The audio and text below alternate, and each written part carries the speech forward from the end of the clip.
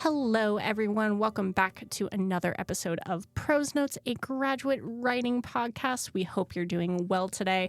I, as always, am Samantha Demerly, PhD, student program manager, graduate writing and support, KU Writing Center. I did my full title this time. Nolan, do you want to do your full title? Yeah, I am Nolan. What am I? I'm a graduate writing consultant at the KU Writing Center, or the CLAW. The CLAW, The CLAW, the Center for Learning and Writing. And I am now 2.5 years into being a GTA for the ELPS department, the Educational Leadership and Policy Studies department here at KU. And those are, I think, the two things I do. And we're joined by our wonderful guest today, our friend. And I'll let Alex introduce himself. Yeah, my name's Alex. I, too, am in 2.5 years into my PhD program here at KU. I am a PhD student in creative writing, focusing on fiction in the English department. There, I also am a GTA. I teach English 101 and 102, and I'm really looking forward to teaching English 220 next semester, which is Introduction to Creative Writing. So, on and up in the world. All my students are going to want to be there, hopefully. So that's an improvement. And I, too, am a graduate writing consultant. I've been here same time as Nolan. It's been... You guys were hired basically the same time. Yeah. And actually, I need to correct myself. Did I say I was 2.5 years into my PhD program? I'm definitely not. I'm 1.5 years in. This is the end of year 2, I suppose. End of year 2. I guess this is 2 years into teaching. Yeah, but I mean, it's my 4th year teaching. It's a flat circle. Because I taught 2 years at my master's program at the University of Oklahoma. You've already lost that beautiful spark that you came in with. So Well, that was gone a long time ago. I don't know if I don't think I had that coming in. Did I ever have it? Yeah. Yes, Nolan. Yes, you did. I remember. Well, welcome, Alex. We're so happy to have you on this episode. So for our listeners, we are going to be doing another lit review episode. So this is an episode where the three of us have collected, read, and annotated a bunch of articles. And the conversation today is going to be about the hegemony of the English language, or specifically academic English. This is a pretty, I think, complex and convoluted conversation. I'm particularly excited for this one. Before we get into that, though, we're a little bit giggly here in the recording booth, so we're actually going to begin with another classic goof and gaff. Nolan, what's this one today? So today, I think this one's really cool, and I'm glad we're doing it. So we all have projects that we're working on, and we decided it would be entertaining to try and cast people, if Hollywood or whatever was gonna do a TV show or a movie about our projects. Mm-hmm. I guess I can start. Yeah, go So ahead. the research I'm interested in is actually looking at, I guess, the CLAW now and kind of what's going on here. So that always creates the really tricky situation where I'm trying to cast myself and my friends. And so I'll cast the three of us here in the booth. How autobiographical. Yeah, right? And so I guess I have to give this caveat, and I was kind of talking to them about this, is it's not that you look exactly like these people, but it's that I think Hollywood could make these people look enough like you to pick you out as a character, but also could play you well. And then at the end of the movie they could show the real images of us doing our work or whatever. So this will also give you a little bit of a clue into kind of what we look like. And then everybody in the movie theater goes, that's what they were supposed to look like. Yeah, exactly. When you watch those autobiographical or whatever films. Yeah. So for myself, this was challenging. I had to go and look up actors age 20 to 35 or whatever to kind of get the right age range. I would do Haley Joel Osment for myself. Been in lots of things. Most recently, the Boys, which Alex, you introduced me to. Yeah, I love The Boys. And he was also in What We Do in the Shadows, the TV show, for a couple episodes. Yeah, he was. So that's what he is. Alex, for you, I got two people. One is Alexander Ludwig, which he was in the TV show Vikings. You said he was also in Hunger Games. Hunger Games, that's right. He was Cato in Hunger Games. Yeah. Or Joe Keery from Stranger Things. He plays Steve from Stranger Things. Wrong hair color, but the shape of the face, I think, is right. And they got wigs and beards. I think they can do that. Yeah, you could dye his hair. I mean, I've dyed my hair black numerous times, so it can happen. It goes multiple ways. And then for Samantha, I said Saoirse Ronan. God, I also forget what she was in. She's been in lots of things. Little Women. I appreciate the Lady Bird. Irish vibes. Yeah, Do it's I a have question. Irish vibes? Could she? I don't know how she would do with the accent or not, but I think it could be convincing. Also, if not, like I think Emma Stone would work. Nah, her eyes are too. You have opinions about Emma Stone's eyes. This is my casting. This is too not big. Yeah. But yeah, I think that'd be fun to have those three hanging out in a library talking about writing. There was a show that was it called The Chair, that HBO show about the English department. I never watched it, mostly because was it bad? I haven't watched it either. That's what I meant. I haven't seen it yet either. Okay. No spoilers. No, it sounds like none of us have watched No, it. none of but us. It very much reminds me of this type of conversation Yeah. of like, who would you cast if you were doing a like academic drama? And I think all of those I'm confident in my make choices. sense. Yeah. It's always funny when Hollywood tries to Look like real people. look like real people or actually just represent academia. 'Cause Yeah. For the most part, they get it wrong. Yeah. But that's true of like a lot of things. So, Alex, your research is interesting because you're a creative writer. Yeah, so for me, casting it is just like, what do these characters look like to me when I'm writing? So I'll give like a really brief outline of what I'm looking at right now. I started working on a novella or novel project, depending on how long it goes, last year, and I'm just now bringing it back to workshop, actually, for a project in the workshop I'm in right now, which is exciting. But the gist of it is there is a kid from the West Coast who has to move back to where his parents are from, which is a small town in Michigan called Crystal Falls, where there is one of the largest living organisms, a network of mushrooms, basically fungi, underneath the town and the surrounds. So I've got a Vecna, and I actually have a Stranger Things casting as well. connection, yeah. And it's about trauma and how the mushrooms manifest on the physical bodies of the residents in loci, places of trauma. So that's where I'm at so far. I've got like 7 pages out of however many it's going to be, so it's a ways off. But I'll also cast 3 people. I've got the main character, whose name is coincidentally the same name as the character in the D&D campaign that we all just finished together. His name is Blunch. Is his last name Martini? His name that was the last name of my D&D character. No, it will not. He needs to be taken a little seriously. Blunch Martini was not a serious person. Right, of course not. But for Blunch, I'm casting in the Stranger Things vein, Gaten Matarazzo. Oh, okay. Just because Duncan, right? The one with like the curly hair and stuff. Yeah. Yeah. Was his name Duncan in Stranger Things? I think so. Sorry. Yes. Oh, wow. No, Dustin. Dustin, yes. Dustin. It's like that didn't sound I was right. like, yeah. I'm the wrong one. Sorry. That's all right. Yeah. So yeah, the other character's name is Callie. They're about the same age. Blunch and Callie are 17 or so, thinking about college. And I actually, speaking of D&D, I have Sophia Lillis from the D&D movie. Yes. I love her.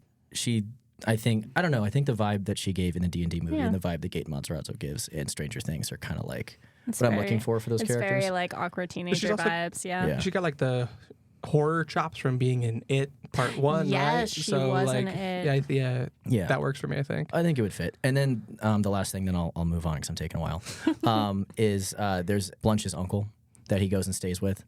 And he's a veteran. You know, he's got a lot of PTSD from going overseas and fighting in Vietnam and stuff like that, seeing a lot of people die. And I have William H. Macy for him. Oh, okay. Just kind of grizzled and run down. And I haven't seen Shameless, but I've seen clips of it, and that's kind of the thought there. Yeah. So excellent. I want to read this. You've painted a very nice picture of your story. Granted, like I'm a little freaked out, but very excited when you had first told me about your large mushroom background or backdrop to the story. I think I got too excited. But no, absolutely. Love to read it when it comes out. Love to see it when it's on the big screen. Yeah, give it like 5 or 10 years. Absolutely. Well, thank you for sharing, Alex. I think this conversation, even as goofy or gaffy as these opening bits are, will actually kind of lead well into our big conversation for today, which is the hegemony of the English language. We are talking in English right now. All of us write in English. Nolan, I think you're you have another language that you are able to communicate in. I'm okay at Russian, and I can read Spanish. Yeah. I took like elementary Spanish when I was in high school, and I'm teaching myself Japanese, and I could probably communicate with a kindergartner, and that's about it. And that counts. And, well, maybe. Yeah, I minored in Spanish down at OU, and my Spanish used to be a lot better than it is now. Yeah, I'd probably say my Spanish is about as good as yours, Nolan, at this point. So we are acting in the majority. We are acting through this hegemony of the English language, as we are going to discuss today. All of us are white. All of us are cis people. I guess I should confirm. Yep. Cool. And, I think we all acknowledge that we are in positions where we are judging writing. Maybe we are not necessarily evaluating it always, but we are judging English and English abilities.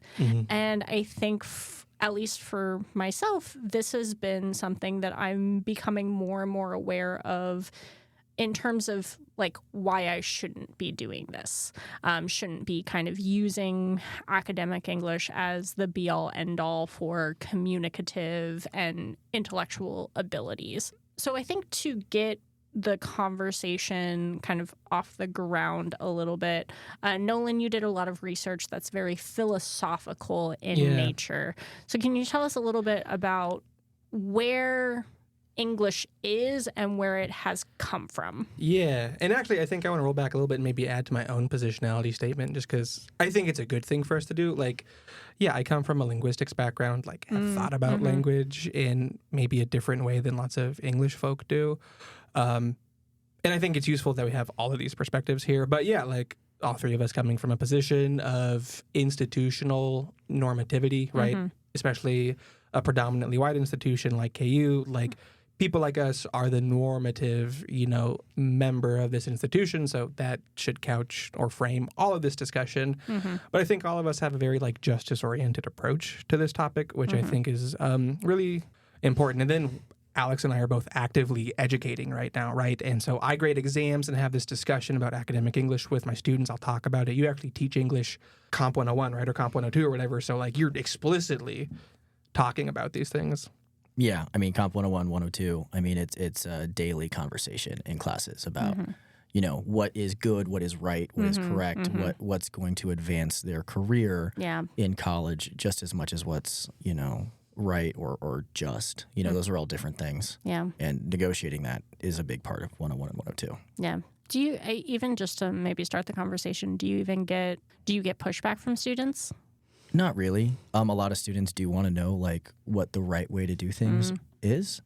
No, I mean a lot of my students, and I think this comes from a position of power too, especially as a white guy at the front of a classroom, and being relatively comfortable being up there. And my students don't push back a lot generally, and I think that's one of those things where I really have to ask them to.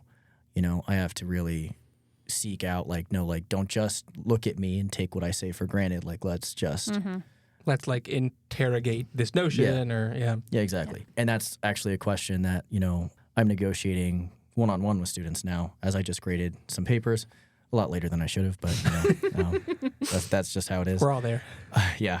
But students who want to revise, whose writing might not have either met the prompts or might not have been stylistically consistent with what they were supposed to do, for whatever reason, I'll be meeting with some students one-on-one for revision, and that's going to be a question of what's right, what's wrong. And I think negotiating the academic English divide there, especially in my class where they're doing storytelling a lot. Yeah. I think it's a really interesting and complicated attack especially when you're telling stories, but that's down the line. And so maybe to the question you asked me, like it's really interesting where there is academic English, this like linguistic register of English that exists, right? And sure, there are things that you can like quantify it as. In fact, I mean, I don't know what your interview process was like for getting the job, but like, right, you asked me like, what is like academic English? How would you define it? And like I did, I offered a very linguistic approach of like, it's just a particular register with a high level of formality. So, things like no contractions, limited first person pronoun usage, but like really heavy noun phrase clauses, a decent amount of like recursion and, relative clauses, that clauses, or which clauses. Like, there's this linguistic framework you can use to apply to what academic English is. But I guess for me, what I hope people take away from this discussion is like academic language is more than just like the grammatical components that go into it. And that's what makes it hegemonic, I think. And so to launch in then, right, when we're talking about hegemony, for me, I come from a very particular philosophical tradition. And so the thinker I'll be talking about is Gramsci, who was a Marxist philosopher in Italy in kind of the early 1900s, who did a lot of early work on just hegemony as a concept. And so I'm borrowing this definition from the Stanford Encyclopedia of Philosophy. So I'm going to give them credit for that because I think it's a good way of distilling kind of his ideas. And he talks about hegemony as a process of intellectual and moral leadership that embeds a ruling class across societies, right? There's this group of people at the top. And I think when we think of hegemony, right, we think of a group of people in charge. But it's more than just like the rules. They embed themselves in the culture so that their way of existing and operating and doing those particular things becomes the, to use the word I used earlier, like normative way of doing these kinds of things. And so like when we say we're in the majority or like a normative thing, like it's because of those things, right? Having access to kind of that normative culture, I think is important when you're discussing hegemony. Is whose culture is it? How are they propagating? And I think this is really rampant across academia. Well, and these standards, these kinds of norms that we are exploring or we're kind of using like theoretically as just our foundation, standards are always used against people. They're never like this. We often talk about like the meritocracy of academia. If you are good enough at meeting the standard, you are going to succeed in particular ways. One of the articles that I read was Asao Inoue's 2019 piece on anti-racist practices in classrooms, and he was discussing the fact that like these standards are still arbitrary. They're still attached to the like hegemony that academic English has built for itself, but that doesn't necessarily mean that it's the only right way to do things. And to get students to think about their own standards and their own expectations for their learning, what they want to get out of their education, what they want to get out of their writing, is really where we see the learning happening. And so the article is talking about these dimensional grading practices and kind of what we do in the classroom to get students to actually interrogate the standards that they're playing into. But those standards aren't for them. That doesn't make their life easier. It makes it harder for students to like find their own voice amongst all the babble of like what is right and what is wrong. Yeah, and I mean, coming from a perspective where I'm teaching them that standard, where I have to balance the necessity that they learn it to be successful down the road in college, and emphasizing to them, and also not grading really closely on whether or not they adhere to it, but also emphasizing that this is something you need to learn. Yeah. Like down the line, however messed up it might be that there's some, colonial standardized way of speaking and writing that you're going to have professors who aren't conscious of this thing. You're going to have to be successful. And in order to, get through school and get a degree, they have to be able to negotiate the standards and at least work with them closely enough, which is, I think, the goal that I have when I teach, is to get them close enough to the standards. And I also really try to take liberties with what kind of assignments I give them in order that I can kind of disrupt that the best I can. Okay. This semester, I'm teaching a class that's centered around nonfiction writing. So it's a lot more about self and culture than about, writing a research paper in a specific way. It allows them to couch their research within personal story, and that gives them at least an opportunity to step outside of that paradigm and still have to, include it when they include their research, cite their sources, include, an appropriate amount of research and an amount of academic English to connect it to the stories they're telling, but also give them an outlet from that hegemonic expectation. Yeah. I want to talk about the like enculturation kind of elements of, academic English. Like you mentioned that it's not just linguistic, Nolan, it's all of the cultural elements that go into acting and performing English at this level. But before I do that, I want to mention that I think, and this goes back to the perspective of each of us kind of coming at this from a justice lens. When I'm working with graduate students, often they get stuck with writing academic English. They're like, this is not how I normally think about things. And so that it translates very quickly into what we would probably call writer's block.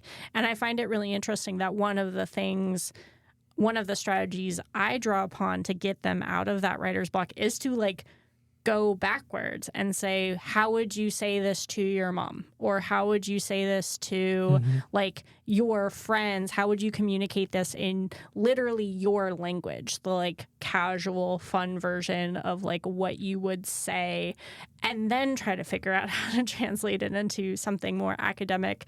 Because if you're struggling to like find your voice in a voice that's not yours, try saying it in your own voice first. Yeah, and that really speaks to a thing that Gramsci did talk a lot about, and I guess to give a little bit of context for him, so like I said, kind of early 1900s in Italy, if you didn't know, like, and this is true of lots of European countries, like Italy didn't unify as a kingdom until 1861. That's so late. Right, and so part of that was like this idea of how do we build an Italy? What Italian are we going to speak? Is it going to be Sicilian, where he was from in the south? Is it going to be Tuscan Italian, Roman Italian? Like there's all these different varieties of Italian, and they would say, I speak Italian, you don't speak Italian. And so it's this normative thing of now there is just one standard Italian. So it's a lot about like building that culture, but he would, and I think it's really interesting how he talked about this, like there is the like hegemon, which is the person at the top of the chain. But like these other varieties still exist. And so he talked about them existing as like strata, or like you could think about it like a really elongated oval of varieties of language that like overlap. And there's the strata you use with like your pals at the bar or whatever. But then there's like the overall like Italian strata. And like in modern linguistics, that idea exists of like there's different varieties of English. There's how we're talking right now, which is kind of academic, but it's not full academic English. And yeah, you can code switch and kind of slide between the registers. And so I guess I just think that's a really neat practice, because I think it speaks to like the fact that there are these different levels of English, and there's a time and place for all of them. Yeah. And that just reminds me of when I went down to Oklahoma for college. I came back after the first few months, for the winter break, and I was saying y'all. Did you have? Yeah. And I'm from Nebraska, so I just say y'all. Like, no, especially in the part of Kansas City that I grew up in, y'all was not an acceptable thing. That's really interesting. And I got home, and my family made fun of me. Really? They were like, "What are you saying? You sound uneducated." You hick. Yes, exactly. Yeah, and I was like, actually, this is a very nice gender-inclusive pronoun. It's such a gender... It's like the plural that we don't have in English anymore because we lost it. Yeah, exactly. But, they don't want to hear that. They just think I sound dumb. And part of that, too, is my family's all from New York. So there's an imported linguistic expectation from there. Yeah, you should hear what my dad says about how his brother talks. His brother's from Springfield-ish, outside of Springfield, Missouri. Oh, my gosh, okay. And Matt talks. My dad says he doesn't move his upper lip. He sounds like an idiot. Wow. Yeah. So, I mean, it's one of those things. Sorry, Dad. I don't mean to put you on the spot on the podcast. But people have big ideas and opinions about language. Absolutely. Yes. And that's at the core of so much. Well, and even to your point, like, I came from Nebraska, went to school in Kirksville, Missouri, go Truman State. But, like, even, like, and when we're talking about, like, language and culture and how they're entwined, like, so, like, people would pass me in the hallways, like, my freshman year in the dorms, and they'd say, hi, how you doing? And I'd say, like, good or whatever, right? But I wouldn't return the question.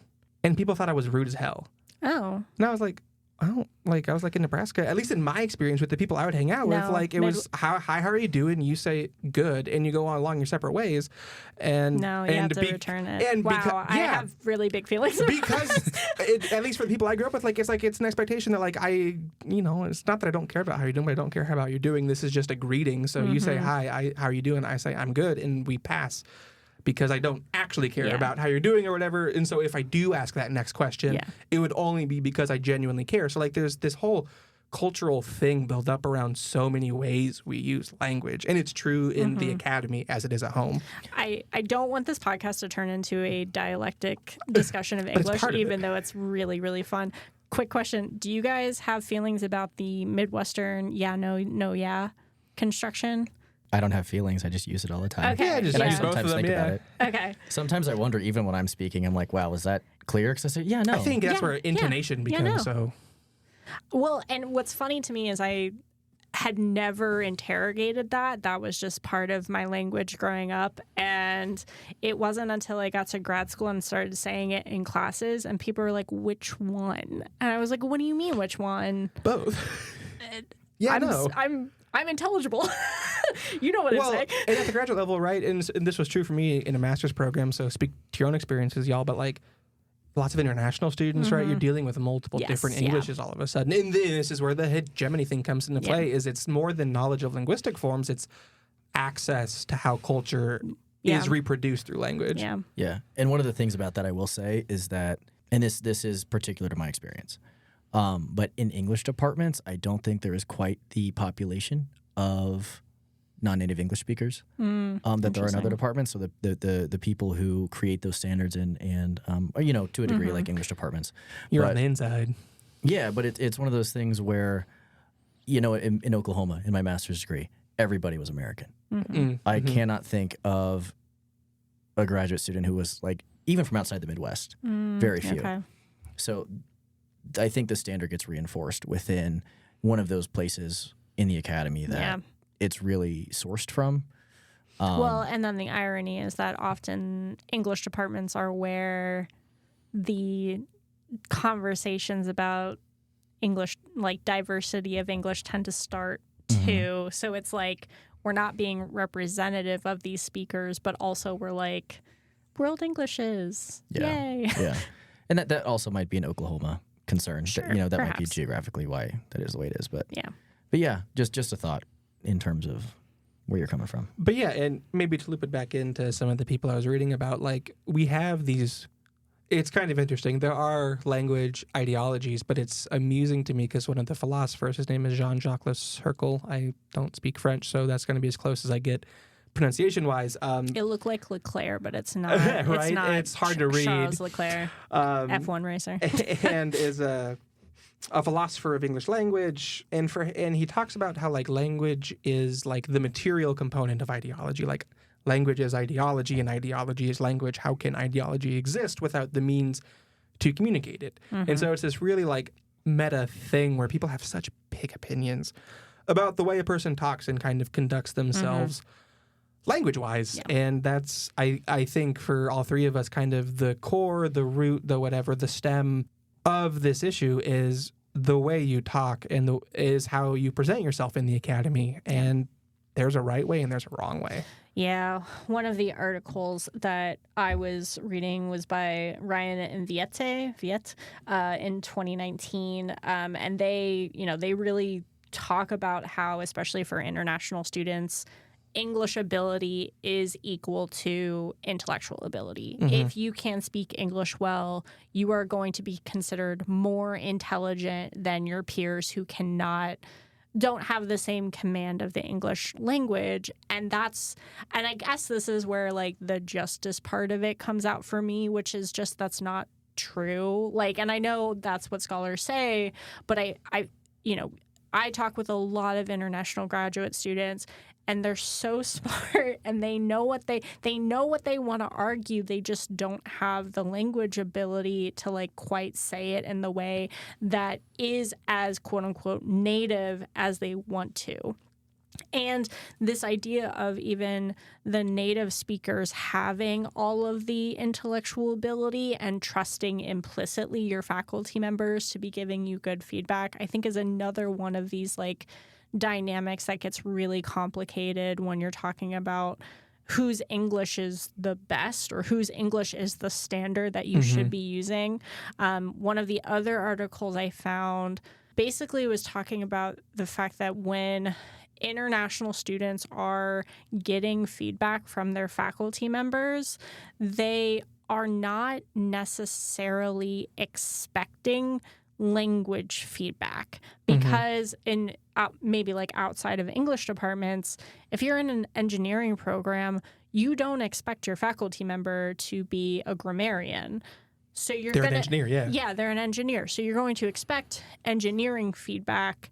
And so what ends up happening is there's this like weird disconnect between the feedback that you're seeing on a document, like it may be mostly linguistically oriented, like clauses are in the wrong place, you're using the wrong word here.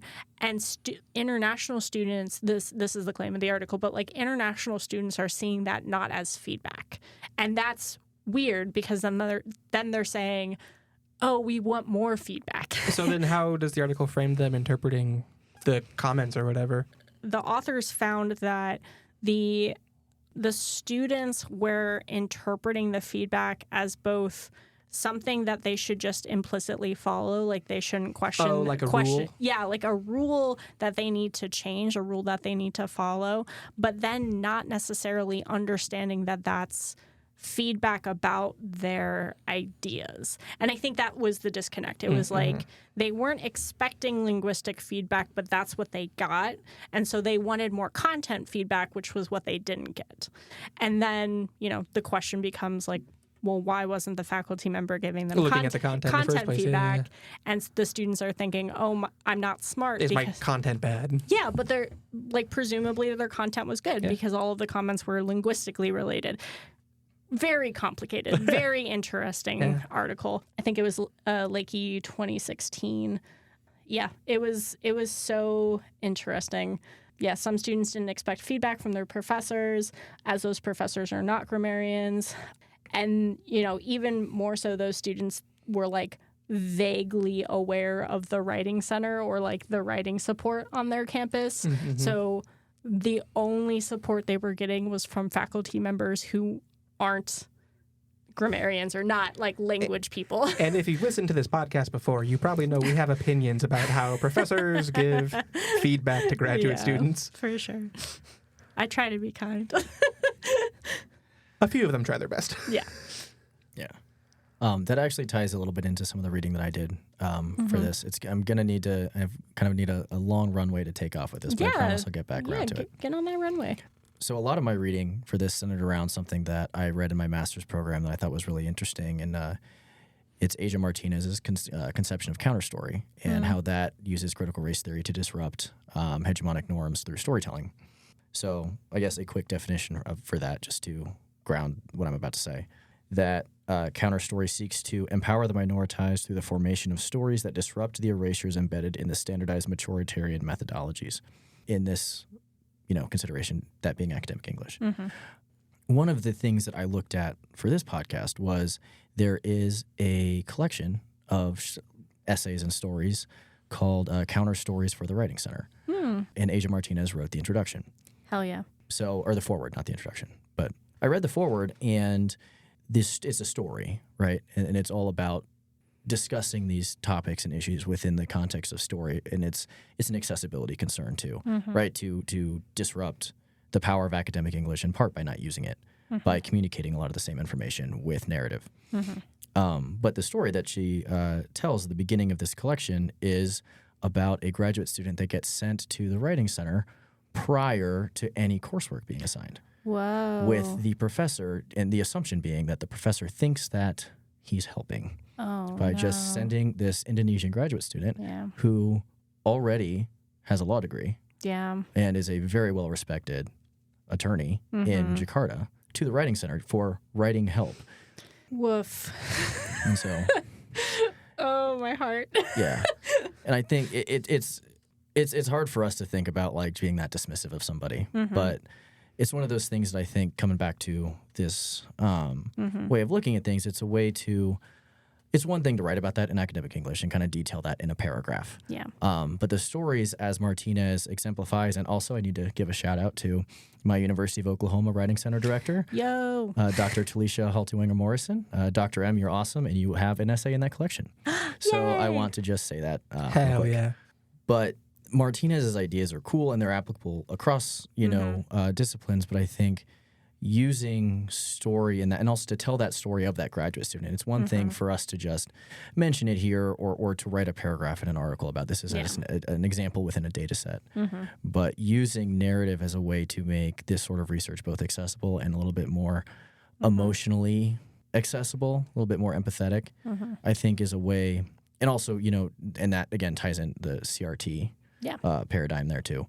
But that's what that reminded me of. That I kind of went on a little bit of a tangent there. It's great. What I think is cool about that is like we're dealing with two different methodologies, but like what's valuable about both is that the narrative version of that is one example that makes it powerful, whereas the Lakey article I suggested uses multiple examples, so like a decent sized sample to make that powerful. So many students were experiencing these things, but one student's one story kind of puts that into stark relief of like, here's what's really happening on the ground. I think, you know, I know this is true, I assume this is true of any other country that has higher ed institutions. You're going to have disciplinary differences across the board. What I find very complex, and maybe one of the things that I find very difficult for, like, in being enculturated into the American Academy, you're basically being enculturated into one particular section of that. You keep saying like acculturation, and and I think that's a good word, but like I think about it as like assimilation by lack of a different word. And I'm not meaning to speak for NOA because I didn't read that piece, but that's what springs to mind, because what we have in our notes, and I think it's really important, is all of the scholars we're talking about talk about English as a colonial tool, a history of imperialism, colonialism, and you said that Martinez talked about that. Yeah, absolutely. I mean, it's 100% coming from a legacy of American colonialism. And then, to be operating at a predominantly white institution that is a legacy of that in a state like Kansas, where Native Indigenous peoples were treated so horribly, right? Like this state is a hotbed of that history. And narrative methodologies tend to be not part of the like dominant colonial ways of knowing. See, I was there. I got there. Yeah. Well, I also want to pull a word from some of your notes, Nolan, interpolation. I think that might be a good way to maybe frame some of this. Maybe we should define how we understand interpolation, because I think it's a good word, I think. Yeah. Do you want to do that for me? So, not to put you on the spot, so the philosophers I talk about, Althusser talks about it, it's complicated. It's where society creates the subject out of the individual, or essentially your entry point into society, kind of how you interact with it, meet with the world around you, loosely. Yeah. That's my SparkNotes definition. Don't quote me on it. No, not quoting on it. Yeah, because I mean that's essentially my understanding. Because we also read the Althusser. Sure. French. Yeah, I read that this semester for a theory class, and to get interpolated is to become a part of the ideological state apparatus, and Althusser says the word ideology a lot in that piece, and I get a little lost. Sure. I'll be completely honest, but it's about like interpolating into the ideology, right? Like you want to be an American academic. You want to talk the way that you hear other people talk, and so you're going to practice and work to get to that level. Yeah, and that there's an understanding there isn't another way to do it. That it's just like that's the way. Yeah. That's the quote the culture is to be an academic is to be that thing. Yeah. That there's not a way forward through narrative or through non-traditional, non-hegemonic means. I feel like there are a lot of scholars, and granted, that wasn't my focus for this particular conversation, but there are a lot of scholars who are pushing the boundaries of what scholarship can be, what scholarship can do. And while I think those are like incredibly powerful and like well-serving projects, I remember going through grad school and being like, I'm too tired to fight. Like I'm just going to play the game that gets me the kind of career or the kind of path that I want. I'm too tired to fight the fight. And that's like, that's, I think, a regret that I constantly have. Yeah. Of not using my position to push the boundaries. But these apparatus are so pervasive, and like it's like my struggle is against academic English. and I'll never win because that's what it is. But like to your point of interpolation, in his book, A Marxist Philosophy of Language, he's the author, Hirkel, sets up what he calls kind of the interpolation kind of pattern, where so there's this end goal of interpolation, and how does that happen? Well, there's this institution. It has its ritual norms that are carried out through the speech acts that we do, whether it's writing a paper, talking in class, all of these things. And so for him, it's like through language is how you interpolate into the academy. Like, how do you become a member of the academy? You publish a paper. What language are you going to publish the paper in? Probably English, no matter what you're at, whether you're in Estonia or like all these different countries are publishing in English because you have to to get any sort of like institutional recognition. Yeah. In that privileged type of English too. Yeah. That privileged type of English that is not. One of the articles actually was really put this in a kind of stark view for me, which is that I often say to students, well, academic English is not. That's a learned version of English. That's not my quote unquote native tongue.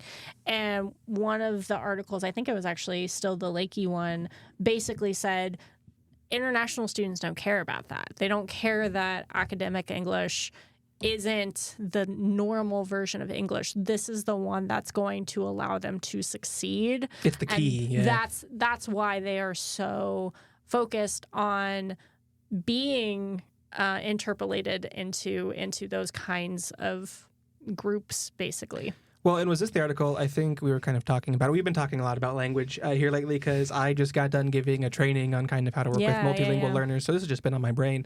But that like, who cares if academic English, academese isn't any of our three native tongues? It's a lot closer to the variety of English we all grew up speaking, right? Like there's this complicated thing of like, it's probably easier for us to bridge that gap than for a lot of international students or a person who speaks Appalachian English, because I was in Ohio, or like Chicano English or Av. There's different, and that's back to the idea we were talking about earlier, like there's levels. It's a scale of the prestige variety for the academy's academic English, and you can be closer or further away from that. And I think it's important just from a pragmatic perspective, like to recognize that and understand that. Yeah. Well, and I think for me, what gets and this kind of I think transitions into the final piece that I want to talk about, and the final piece that has been kind of really. I told Nolan, like, you ever read something that like changes the way you see the whole world? Just speaks to your heart. That's this piece. It's by Christine Pearson Casanave. Hopefully, I'm pronouncing that correctly. And it's writing games, and what this scholar does so expertly is set up that idea that writing or academic writing is a game. Participating at this level is a competition.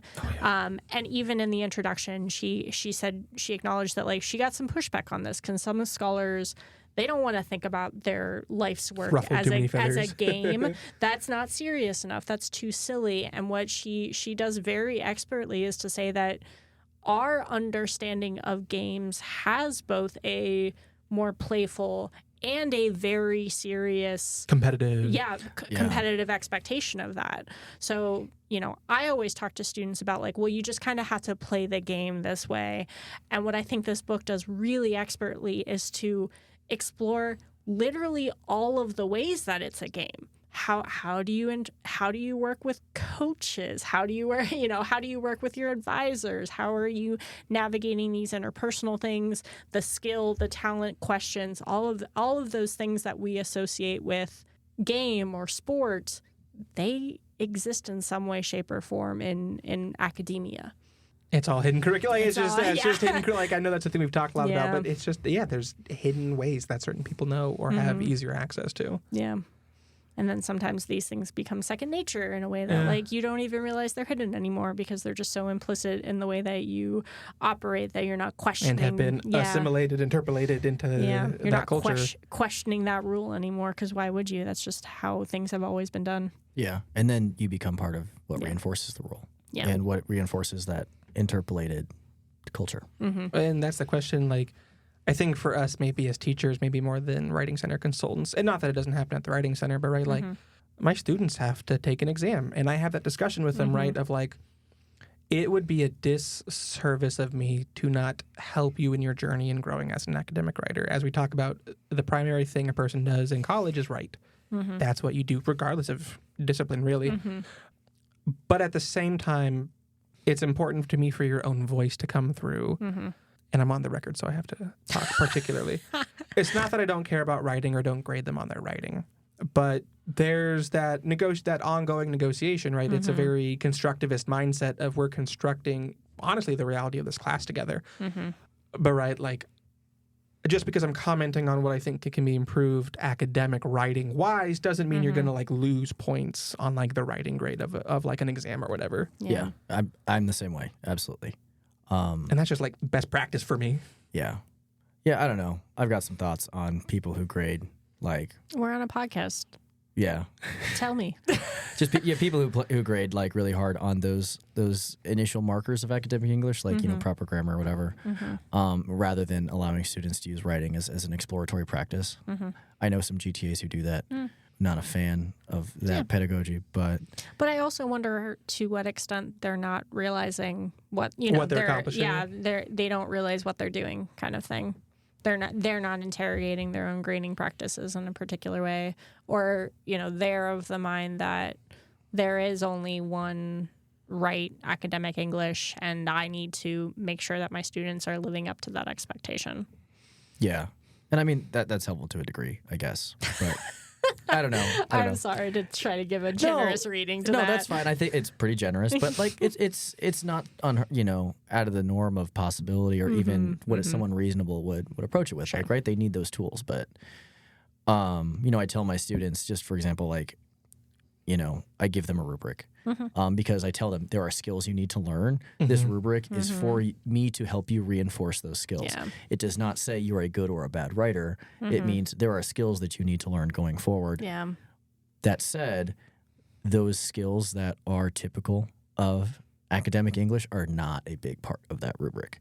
They're on there in order to reinforce them. Same. But the focus is, what are you trying to say? And if you use a comma splice, as I think every single one of my students in the last 30 papers I graded did, that's not, I might say, hey, don't do this in the future, but I'm not going to grade you bad for it. So I don't know. I think it's a negotiation of value too. Like to your point of prestige and scaling, like to what degree do we score as instructors, I guess, as other writers, these kinds of things. And so, like, for me, this whole discussion and the point about the teachers not reflecting revolves around praxis, a word us in education use a lot, right?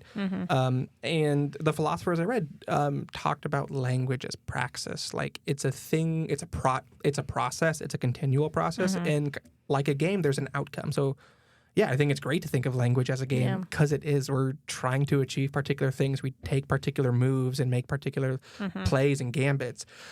But then the other side of praxis, right, the more traditional definition of like, it sucks that teachers don't reflect on their teaching and negotiate with their students what they're trying to accomplish. Otherwise, it's a whole other game for their students of trying to guess what I want. Like, well, and that just sucks. As you were talking, Alex, I was thinking about how it's so. If we're thinking about praxis and we're thinking about how do we pull apart the practical skills that we're trying to teach students from the writing, from the actual like thing we're assessing them on, like how do you do that? How do you, like, analysis is something I think is inextricably linked to writing. Like you demonstrate your analytical skills to me via writing. In my field, English, close reading is a skill, but that's inextricably linked to your ability to pick out pieces of language and rhetoric and like describe what those things are doing in a particular moment. So it's like, how do you go from your head to what's on the paper? I'm having a moment. Yeah. Solve the problem for me. Solve the problem. I think I just sidestepped the problem more than anything in my class. Just because we are doing a nonfiction themed class. So their analysis is largely reflection. It's more about you're analyzing your experiences and that is where I'm really looking for analysis. Now, do they include research? Yeah. Do they need to like read articles and close reading, come to conclusions? Yes. And I tell them, you have to like, you cannot just slap a quote in there and not analyze it. You need to tell me why it's there and why that person's words are better than your words. Like ultimately justify why those words are better than anything you could say. Either you didn't know those things or it says it in a nice way and then you just need to tell me why. Yeah. But that is really, and I don't know, maybe I'm, exposing myself a little bit, but that is really the extent to which I teach analysis. And especially in this semester, it's like reflection on yourself and your culture and on the stories that you're telling are more important. But again, it's that game of academic writing. When we're getting to those graduate levels, when we're working with graduate students who, we know they're intelligent, they made it to grad school, like how do we separate like some of those analytical skills from writing? Like how do we determine I feel like I'm floundering at this point just because like I'm realizing in my own work the ways in which I have a very slippery slope between these two things.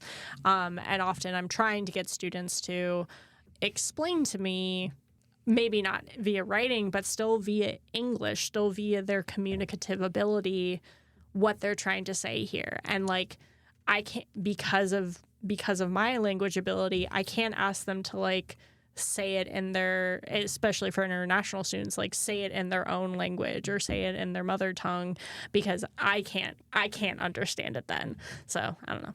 It's hard. Nolan, you look like you wanted to say something. Oh yeah, just I think a thing Alex said, like, right, this idea of like how is phrasing it one way like better than the other, to loosely paraphrase a thing you were saying. Yeah. And that really ties into, I guess for me, my last author. His name is Nelson Flores at University of Pennsylvania. And he talks about this thing called ratiolinguistics and kind of ratiolinguistic ideologies. A lot of his work has inspired a lot of what I do, and kind of the core claim, right, is, and he's talking like K through 12, but I think it applies in higher education, is that educational institutions really, like, they're not good at kind of capturing the language abilities of their multilingual students. Yeah.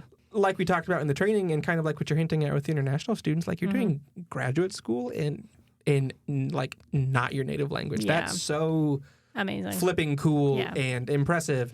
And so there's a quote from this article that I have for him, and we'll link all, we will, I guess not link, but we'll list all the references so you can read this article. But he says, academic language is not this list of empirical linguistic practices, but rather a ratiolinguistic ideology that frames the home language practices of racialized communities as inherently deficient, right? Like it's lacking in some capacity. Yeah. And like we've used these words like normatized, minoritized, racialized. I think it's important because it speaks to, one, again, how much like language, it's a process. It's a process, but like, a thing is normative, it's not normal, right? Being white isn't normal, it's just the institutionally normativized experience. And I think it's really important to capture that because there are all these like communities of practice that we have, and you can really challenge those like assumptions. And I think it's like through the community building that we do that you can really like chip away at this, for lack of a better word. And I guess even now, to speak on the thing you were talking about, Samantha, like with these international students, and I've done this in my writing center practice more than as a GTA, but like if a person like is writing about a thing, talking about like Chinese art history or something, or talking about some sociological phenomenon in Latin America, I'm like, use like a Spanish word or a Mandarin word to like encapsulate this idea, like put it in the italics and maybe provide a translation, but like really encouraging like little bits and pieces of like language that we can use. Cause like, I can't recommend like write your paper in Spanish and turn in your whole like dissertation in Spanish and say good luck. Like that's not setting them up for success. And that's part of, right, the institutional pressures on our job working at the Claw. But I think there's like games we can play of like what's the way I can sneak in my own language and my own language practices into the way like I'm doing the writing. And I think understanding it right, again, the thing we've been talking about, it's more than just the grammar. It's everything surrounding it. Yeah, playing the game does not necessarily mean that you have to buy into the game. You can kind of play around the game, play with the game, play through the game, and understand that like you have choices and you have agency. Even though I think there's always the looming pressure of literally how we started this, of like, hey, there's this hegemony of the English language, and you're kind of going to have to deal with that in some way, shape, or form. We've been talking for about It's an so much hour. fun. So I do want to kind of like ask, are there final things that we want to say with regard to kind of the research that we have done? And then our final note, what advice do we have for students, for undergraduate students, for graduate students? What advice do we have, anything for our listeners to take away from this conversation? Alex, since you're our honored guest, you want to go first? For the final note, or for the final note, or the final note? Okay. I labeled them differently. Gotcha. As far as the research and stuff is concerned, I just really think, and this is tough for me because my research is like a little bit outside of the academic norm already. Mm-hmm. But I did come into this program expecting, and I applied with this in my personal statement or statement of purpose, whichever one it was, mm-hmm. that I was going to come in and do creative writing grounded in academic research, like grounded in like an IRB based study of interviews, participant an actual, and that's a new paradigm. It's fiction based research within the arts based umbrella. And Patricia Levy's been big with that. So I'd recommend, like, if anybody's interested in like the creative, how creative writing is infiltrating this academic hegemony. Mm-hmm. Asia Martinez's CounterStories is great. It's really new. I think it was 2022 when that the book came out, From Seas. Mm-hmm. But also anything by Patricia Levy, like Low Fat Love is an example of one of the novels that was written with academic research backing the narrative, backing the creativity. And it was the first in a series of social fictions, which was one of the things I wanted to do. I wanted to come and write social fiction. Mm-hmm. But there's a whole series on that if people are interested in how there is possibly a crack, maybe, opening in this hegemony for creative reporting of research data for an accessibility and distribution idea that's there. Can I give advice after everybody else closes? Yeah. I got to think about what I want to say. Of course. Nolan. Yeah, I guess the last bit of research, and again, this is coming from the Flores piece, and kind of one of the points he makes in the article, so much of the construction of academic language and academic English and the hegemony surrounding it is that it's audience-oriented. And at the Writing Center, we talk about audience all the time. Yeah. But by shifting the spotlight away from the speaker, the producer, the writer, you are, in a certain capacity, limiting their voice and restricting them and putting them in a particular box. And so, he just challenges, where should we be putting attention? Is it on the language that's being produced or the language as I'm reading and interpreting it? Yeah. And that, as an audience member, like, that's natural. But he argues, right, that we should interrogate that, to use a word we've used, and that there's a balance in there in between that is not the balance that we currently have, I think. Yeah. I love that because it connects to the final research comment I wanted to mention. And my goal for this particular conversation was to think about the different roles that everyone plays when we're talking about writing. And I think we often, we have our audience, and that can be an idealized audience, that can be a realized audience. We have the writer, we have the writer's writing voice, we have the writer's speaker's speaking voice, we have people who are giving feedback, we have active readers, we have active commenters, we also have passive readers, we also have passive commenters. And I think that when we're thinking about the conversation of academic English, like, sometimes we get into situations of there are too many cooks in the kitchen. Like, you are maybe getting too much feedback, or you're thinking about too many readers or too many different ways that somebody can respond to your writing. And, what are the kind of negotiations between all of these people and all of these agents within the one thing that you produce, which is like the writing. One of Lakey in 2006, one of the phrases that she has is that she frames that there are kind of an interesting set of questions which researchers and teachers have been asking for some time, which is, what shall I give feedback on? How shall I express it? What mode should I use? How will this affect my relationship with the student? Will this make a difference to the student's writing?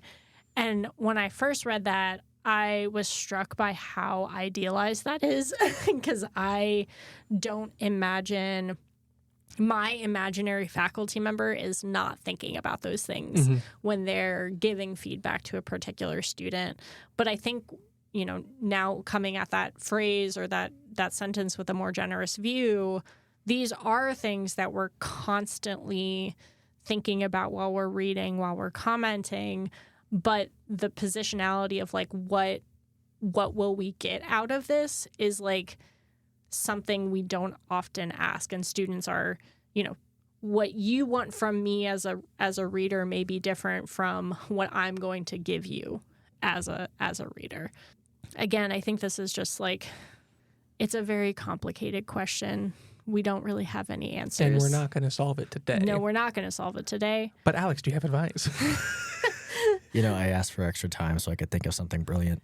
And and it's going to be brilliant. It's going to be brilliant. Well, we're going to give it a shot.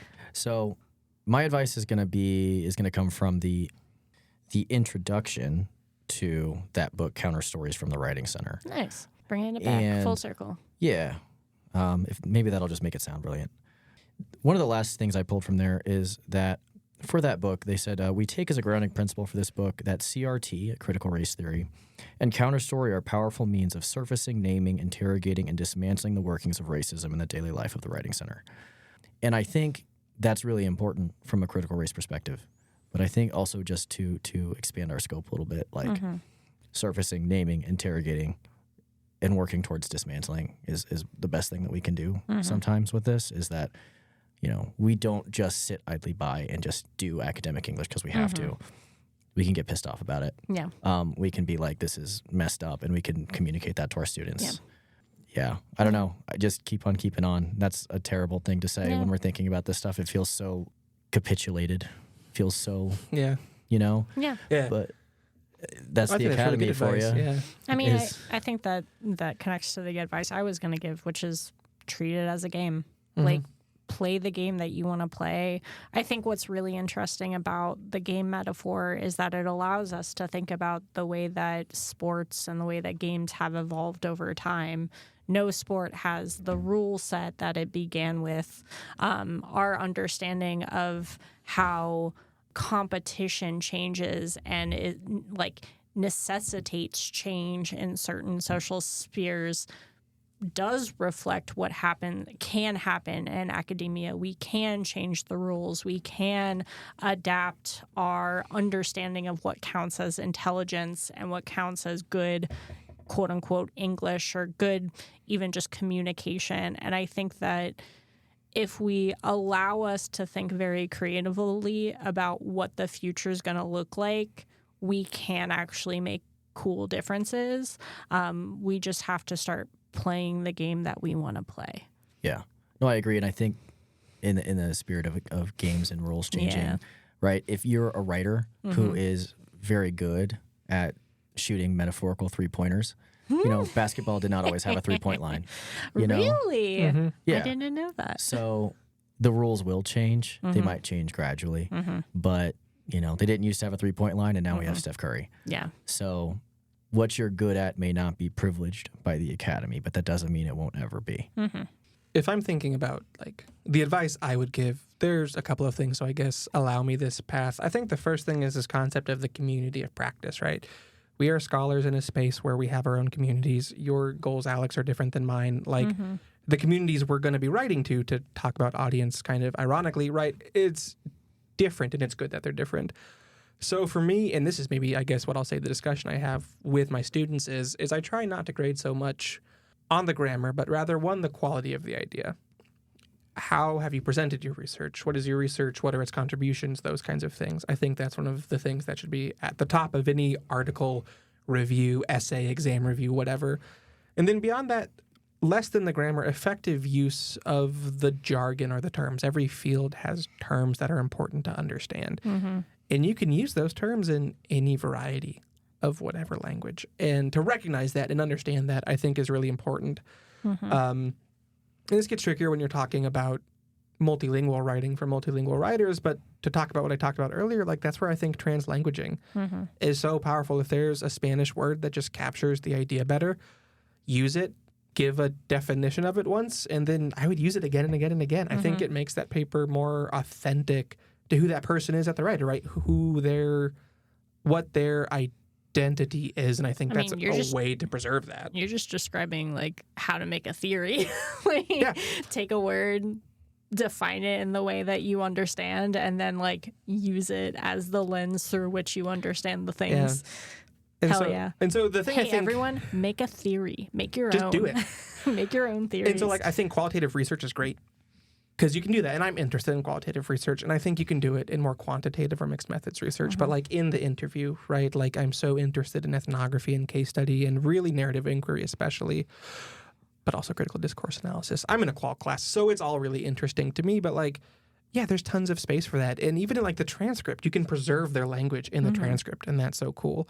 I think the thing, though, for me, like my guiding principle, and it's the quote I'll leave us with just for my contribution. It's from Paulo Freire's last interview, and I use this video when I teach him in my class. And we talked about language then, and we have a whole week devoted to language, so it's just neat how this comes up. And he worked in literacy his whole life. He's known for the pedagogy of the oppressed, but that's his like specialty. And what he says is, and I think it's powerful, is I defend the right of the people to speak the less prestigious version of whatever language. But he also defends their right to have access to the dominant way of speaking. And that's a loose paraphrase of what he says in the interview. But I think it's a powerful idea, and I think that's where the game is like, what are the dominant things I need to know? And then how can I preserve who I am and the way I speak? And what are the appropriate ways for that to manifest? How can I be on the cutting edge of the rule changes? All of these things. Yeah. I try to encourage my writers to think about, like, be a bit cavalier.